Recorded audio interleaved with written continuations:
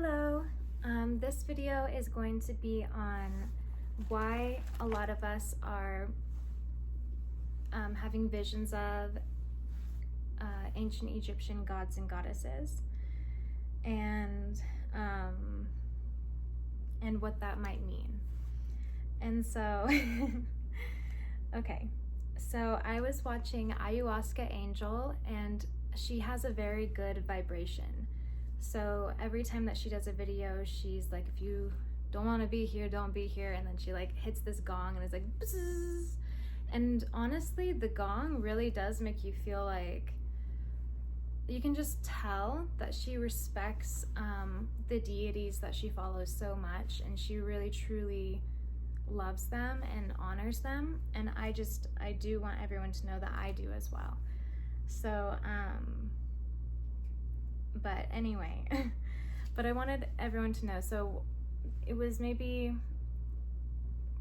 10 years ago, I went to Sedona, and there was a lady, and she was like, "You're connected to ancient Egypt." And I thought to myself, ooh, like that's just the most exciting thing in the whole world.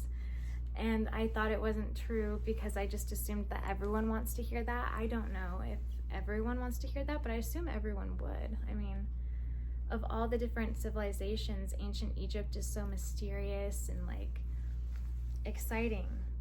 But the truth is that we all are very much connected to ancient Egypt, I think, in this day and age.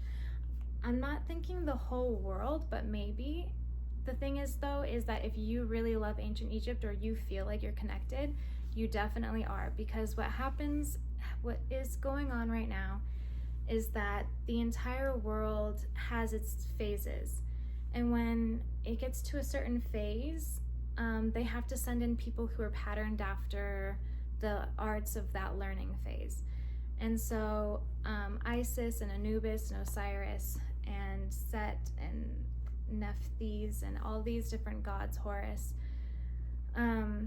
they are over resurrection, over the underworld, over the negative entities, and judging the heart versus the feather. And so people say love and light, and some people think that it means light, like a light bulb, but what it is love and light, like light as a feather.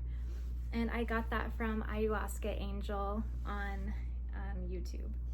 But she also was talking about this stuff, and then I just started getting all these downloads about it, so I had to write it down. And so she was saying that Isis, it's good to know the history.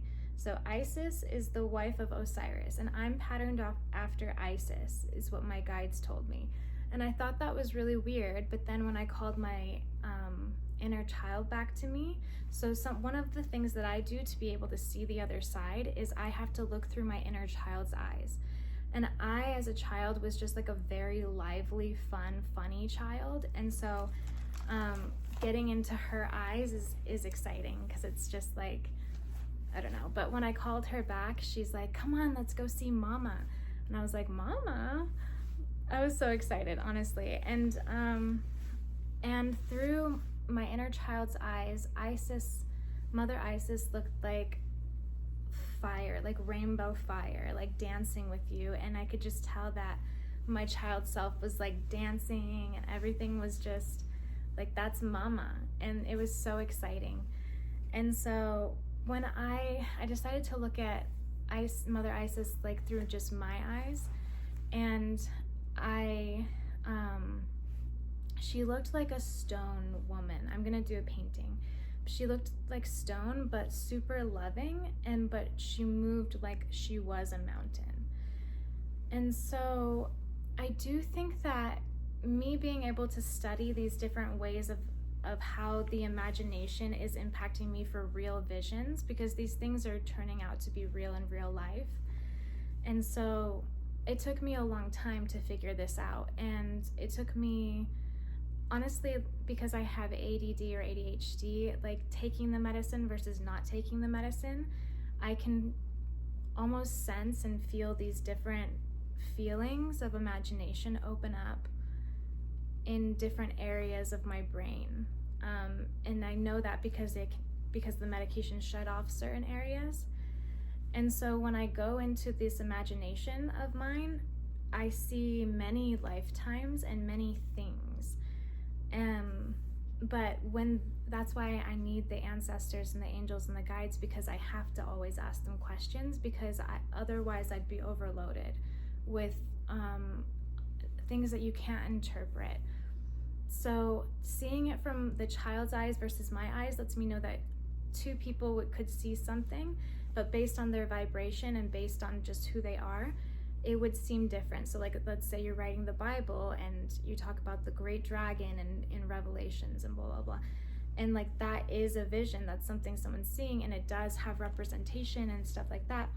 But you may get a clearer picture from a different angle. And so this imagination of mine and everyone in the collective, I just want to keep going and try to figure it out and try to understand exactly what's going on. But other than that, just with visions, that's interesting. But other than that, my guides really do tell me a lot of really cool stuff. And they did say that a lot, well, no, they didn't have to say this because it took me a while, but I was asking about different people that I knew. I was like, oh, who are they patterned after? And they would be like, Anubis. And I'd be like, oh. And then when I watched the Draconic Priestess, and she had just one video about, she had a dream and she saw Anubis and he called her Bastet. I'm banking very highly on that being true, but I truly think it is, because I don't think you would make up that he would call you Bastet. I don't think it's like widely known that Bastet is Anubis's wife. And so, well, of course it's widely known, but I don't think that it's something that you would just make up because you want it to be. I don't know. I guess I'm just trying to say that I believe it. That's all. And that she is someone who's patterned after Bastet. I'm not even sure if she believes that, I know. But then I met someone else and I was like, like I can tell you're patterned after Bastet. And then I started, the reason why is because I'm noticing talented traits. I can see a certain way of being. So Bastet people, they don't care. They just say whatever, and they kind of like cuss, and they just don't. They can take a lot of pain on, and they can situate it in certain ways that it doesn't affect them at their core very well. Me as an Isis patterned after, Isis people are very sensitive and motherly and protective, and it's just the way we are. There's nothing that you can do about it.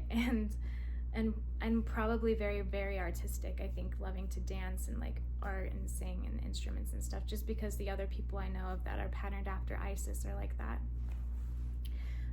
But something that I've noticed is that because Isis, my angels told me that we like have something weird with the moon, like we connect well with the moon.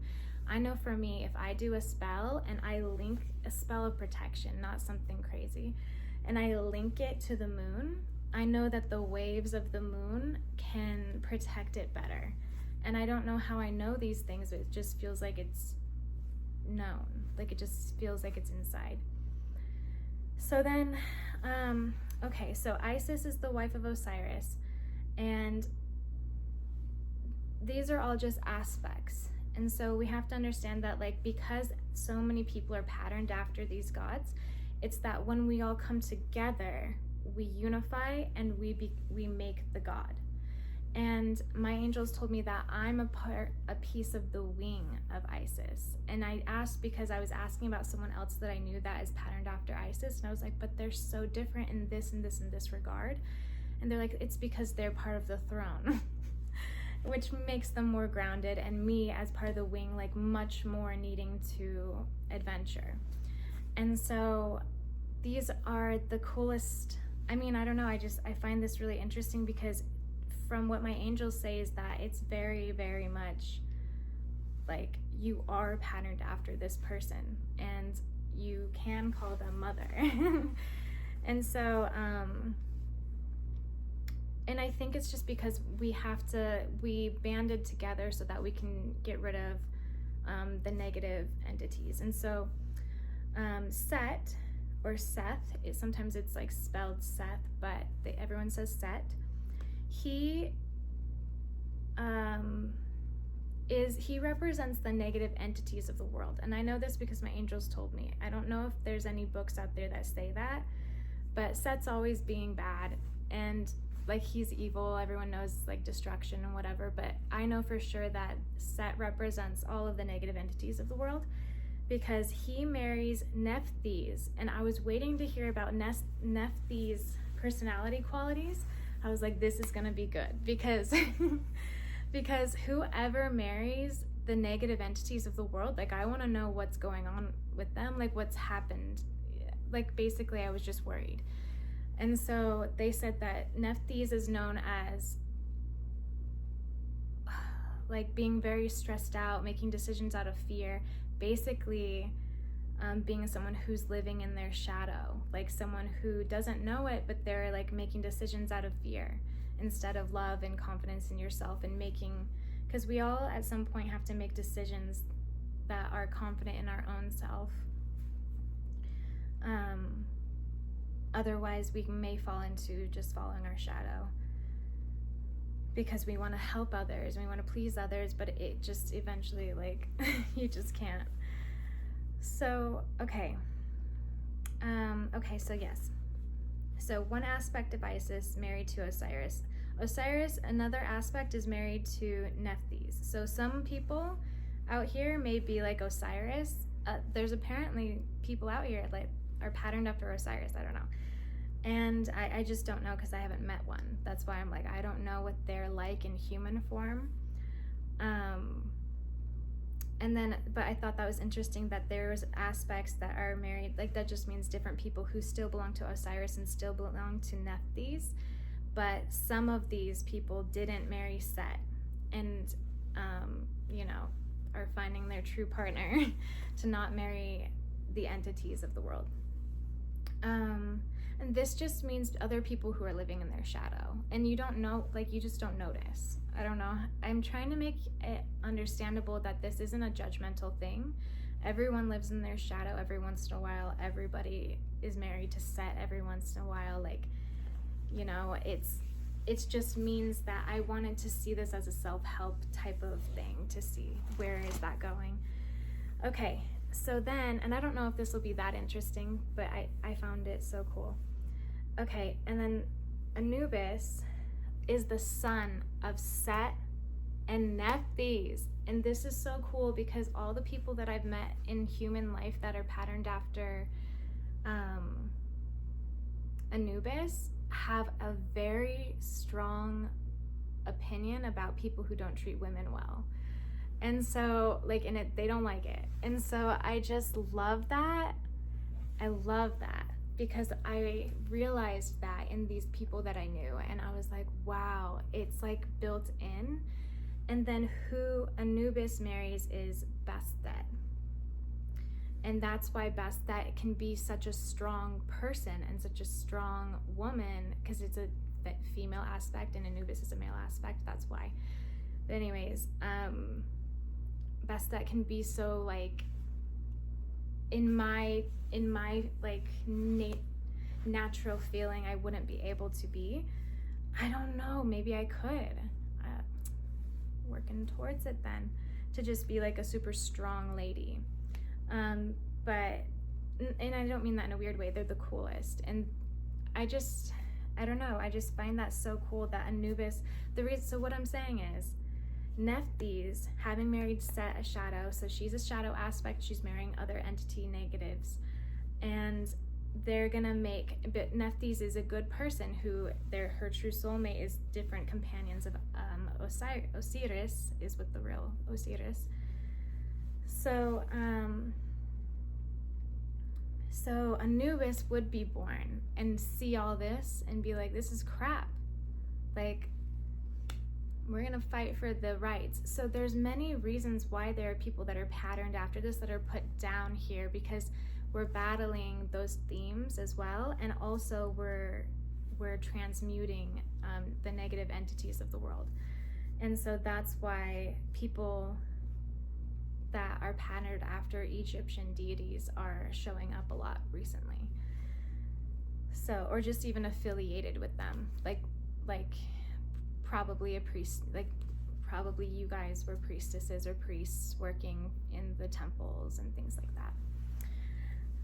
And I know I was. Okay, so then there's this other part that's really cool. I just have to get this part into. And what it is, okay, so in French, Ayahuasca Angel, a YouTube channel lady, said that the organs were removed because they take care of the soul. Because they take care of the soul.